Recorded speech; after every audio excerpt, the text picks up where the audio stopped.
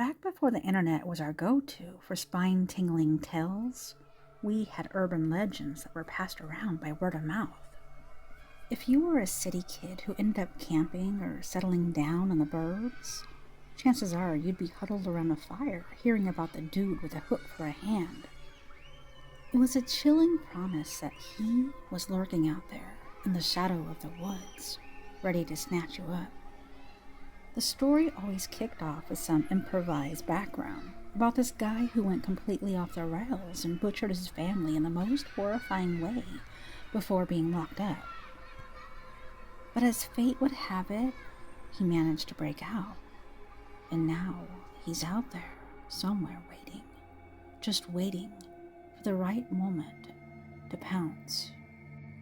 Around these parts, we had these sprawling, isolated institutions where the mentally ill and challenged were kept, all under the oversight of the New York Department of Mental Hygiene. You just had to drop the name of any of those ominous-looking places into the story, and it instantly became more local, more real, more terrifying. This hook-handed maniac, or maybe he wielded an axe or a knife, the weapon could change with the telling, and it didn't have a specific name around here.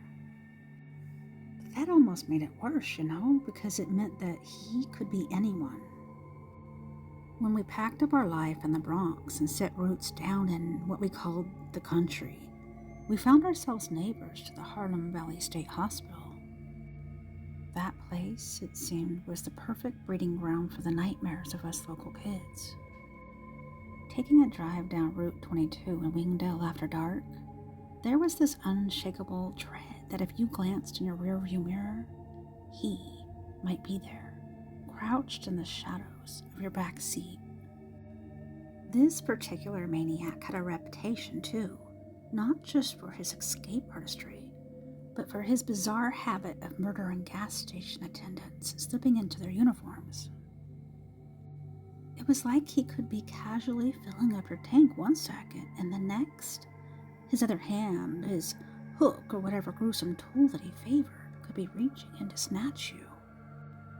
And those who were fortunate enough to tear away from his grasp, they'd often find a souvenir, a bloody hook, caught dangling from their car wing window. The tales, they spread like wildfire, especially as more kids from the city found themselves in the suburbs. There weren't any museums or Broadways to talk about here. Our claim to fame was the looming, ominous institution that stood watch over the rolling green hills. It became the focal point of all our darkest stories. Even though Staten Island is the smallest of New York's boroughs, it's packed with places that are stuff of legends. Take the New York farm colony, for example, where the poor worked for their keep, or Seaview Hospital, which took in those suffering from tuberculosis. Both spots were a stone's throw from Willowbrook, and let me tell you, the acres of dilapidated buildings there were steeped in history. Once they were left there to rot, all kinds of people, from thrill-seeking teens to ghost hunters, would break in to explore the ruins. In the 80s, the whole satanic panic had everyone on edge, and rumors flew that Willowbrook was a hotbed for devil worshippers holding sinister rituals on altars that they cobbled together from the debris. But for Staten Island kids, the boogeyman had a name, Cropsy. And it wasn't just some made-up monster. There was a real shadow hanging over them with the dark legacy of the Willowbrook State School, right in their backyard. Back in the 70s and 80s, a series of chilling child disappearances and murders put everyone on high alert. With all of that, Staten Island was like the perfect storm for a terrifying urban legend to morph into something truly nightmarish. As for how Cropsy got his name, that remains a bit of a mystery to this day. As the story goes, Cropsy was rumored to be a homicidal madman, an escaped mental patient with a hook for a hand. He was said to have hunted children and dragged them back to the tunnel system that lay under the abandoned ruins of the old Seaview Hospital, a former tuberculosis sanitarium. Cropsy was a very popular legend in the area. One summer camp variation on the tale of Cropsy inspired a 1981 slasher movie, The Burning. The cult classic is surprisingly faithful to the tale that Staten Island scouts once swapped over toasted marshmallows. It features a once respectable man named George Cropsey, who goes insane after a prank gone wrong leaves him disfigured and begins killing unsuspecting summer campers with an axe. Named after an old cautionary tale about an escaped convict kidnapper, Cropsy was said to have taken up residence in the tunnel system beneath Seaview Hospital after his escape from Willowbrook. There, he dwelled in the darkness, emerging only to snatch children off the streets and drag them back to his underground lair, never to be seen again. The crumbling ruins of Seaview and the woods surrounding it became feared as his personal hunting grounds. And as more tiny skeletons and children's belongings were discovered in the subterranean chambers over the years, more sordid details became woven into the Cropsy legend. Some claimed that they could hear his maniacal laughter echoing through the tunnels at night. Others swore that they had stumbled upon the entrances and seen a pair of feral eyes glaring at them before the creature retreated into the abyss. There were even first-hand tales of survivors who had been kidnapped by Cropsy and held in his lair, making their courageous escape only by sheer luck and the will to survive. For the parents of Staten Island, the largest worry was being powerless to stop their children from falling prey to Cropsy. He was the embodiment of every parent's worst fear, a depraved lunatic snatching up little kids without a trace. While the boogeyman lurked in the shadows, all they could do was warn their offspring, stay away from those woods and tunnels, or Cropsy will get you. The infamous moniker and ghastly stories surrounding Cropsy soon became embedded into Staten Island's unique cultural identity and folklore. For example, one disturbing account tells of 3 young brothers who vanished near the Seaview grounds. Weeks into the desperate search, their family received an anonymous handwritten letter claiming that the boys had been taken to the underworld by an unknown force and would never be seen again. Attached were locks of hair matching each son's hair color, a chilling trophy that seemed to implicate none other than Cropsy as the culprit. Though the boys' remains were never located, some neighbors insisted that they could hear the faint cries of children come nightfall, as if their poor souls were still trapped in the abandoned tunnels waiting to be rescued. Another widely circulated Cropsy story involves a young girl named Janice, who had a terrifying close call with a monster in the early 1980s. Janice claims that she was snatched from the streets while playing too close to the old Seaview grounds and awoke bound and gagged in a dank, waterlogged tunnel chamber. She could hear the wheezing breaths of her captor lurking just out of view down a side passage. At one point, Janice recounted seeing a haggard arm emerge from the blackness to ring an old bedpost bell, sitting beside her makeshift prison cell. The ringing reverberated endlessly, echoing infinitely through the darkness surrounding her. Just as suddenly as he appeared, Cropsy retreated, allowing the terrified young Janice to eventually break free and run for her life, haunted forever by her encounter with Staten Island's most notorious boogeyman. Where the legend of Cropsy and real life diverge is in the details. Remove the hook hand, the scars and the burns, and you start to approach the truth. There was a real Cropsy, and his name was Andre Rand. Andre Rand was born sometime in the 1940s. By the year 1983, Andre worked as a custodian at the Willowbrook State School of Staten Island. That year, He took out a school bus with 11 kids in it without authorization from the school and drove the bus to New Jersey's Newark Liberty International Airport. While his kidnapping attempt came to nothing, it was not clear why he did it. He was given a 10-month sentence and the kids were rescued. Rand was never a trustworthy person to the parents of the area. Parents would see Rand randomly hanging out with kids, although he was much older than them. He would try to befriend them, go on walks with them, and even take them to the local diner for a bite.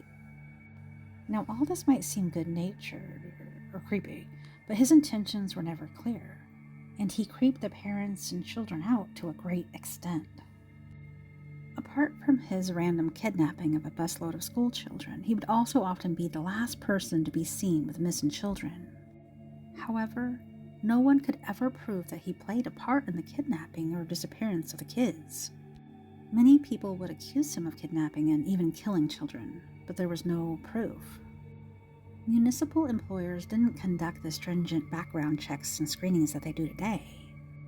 A famous escaped convict, Willie Sutton, changed his name and worked for years at the New York farm colony. Due to budget cutbacks and abysmal working conditions, just about anyone could get hired at one of these institutions.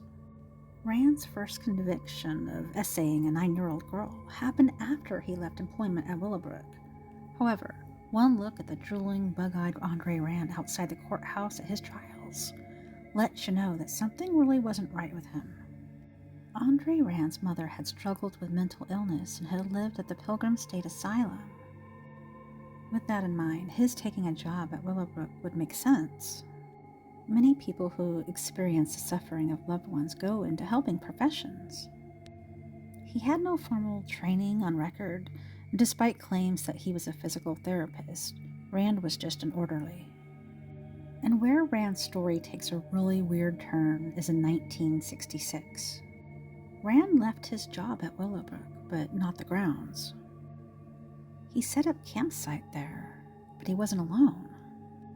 Many more people, some who were never patients, lived on the Willowbrook site and that of the nearby Seaview Hospital and the New York Colony Farm. Once these institutions closed, former patients, along with other members of the homeless population, moved into the underground tunnels that connected the buildings and made camp on the grounds outside.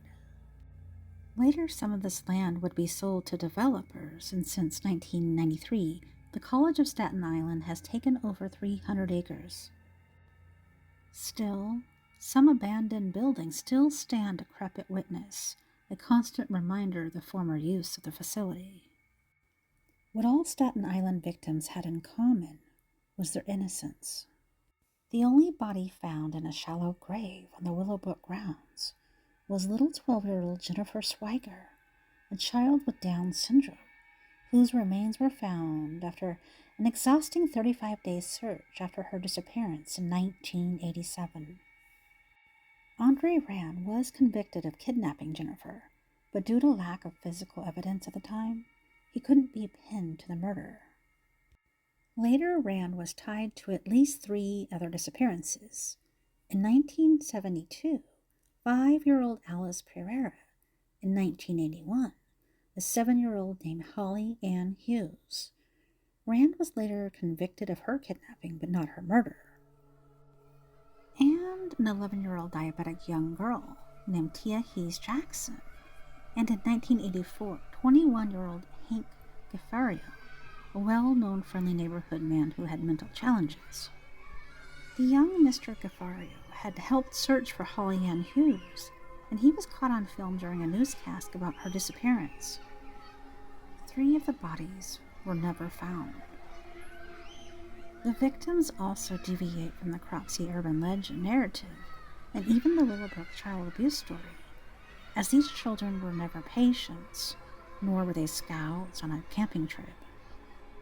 They were snatched from their homes where they lived with loved ones who desperately searched for them. Staten Island pulled together as a community, and many are still searching for the remains of these victims so that the families can have some semblance of closure.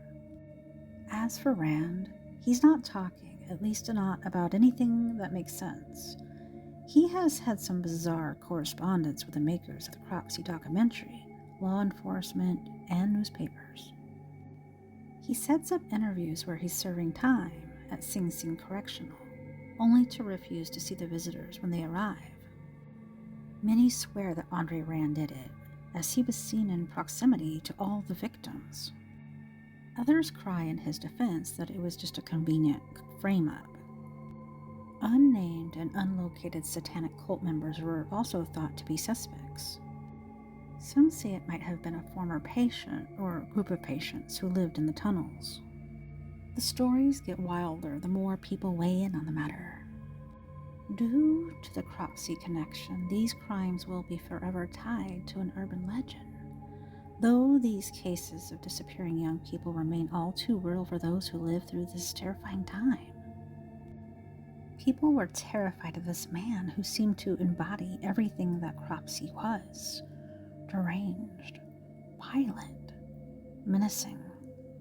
Still, there wasn't enough evidence to convict him of the murder, so he was only charged with kidnapping and unlawful imprisonment, which came with a 25-year sentence and the possibility of parole. Staten Island investigators didn't believe that Jennifer was the only child that Andre killed. Andre Rand has never been charged with any of the children's murders, only the kidnapping and attempted SA charges. He is currently housed at the Green Haven Correctional Facility in Stormville, New York, and will become eligible for parole in 2037, when he is 93 years old. Even though the Cropsy legend left an impact on children of Staten Island for decades, the real crimes of Rand left lasting scars on many of the residents of Staten Island, and will forever be the scariest piece of the Cropsy puzzle. Thank you guys all for watching this episode. What do you guys think? What do you think of Cropsy? It kind of scares the bedizzle out of me as a parent. Definitely a scary moment in that time. Children disappearing. Love my urban legends. Definitely love those. When an urban legend comes real like that, definitely had to be scary. I hope to see you guys all next time on Tales Told in the Dark. Thank you guys. Leave those comments. Like, subscribe, share if you want to, and if you like this video. Thanks, guys.